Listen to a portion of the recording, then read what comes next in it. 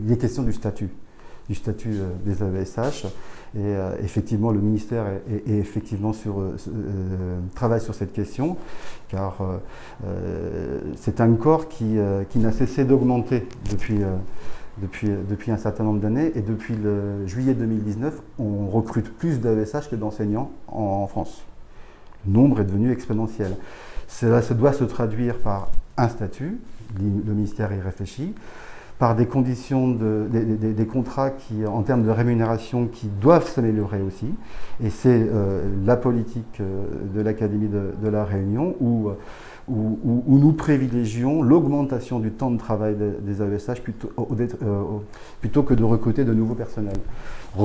Augmentons la rémunération des AESH déjà en poste, car ça doit être une priorité. Alors ça, pour le coup, il y a un service RH qui s'appelle ici la DEPAP, RH, ressources humaines, qui est tout à fait à même d'accompagner ces AESH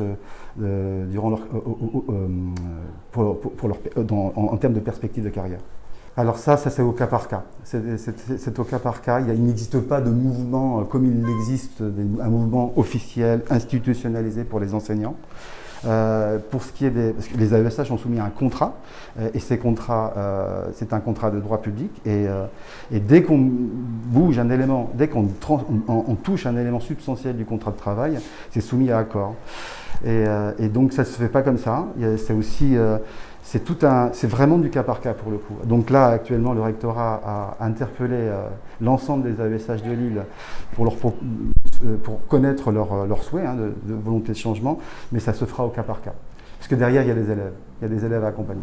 Il y a un équilibre à avoir par rapport à tout cela.